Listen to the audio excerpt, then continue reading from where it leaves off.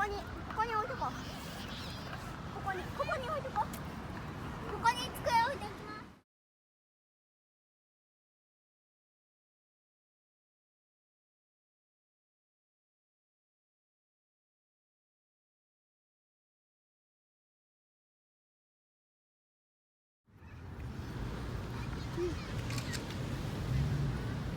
ああ、燃えてるような色。もう沈んだ。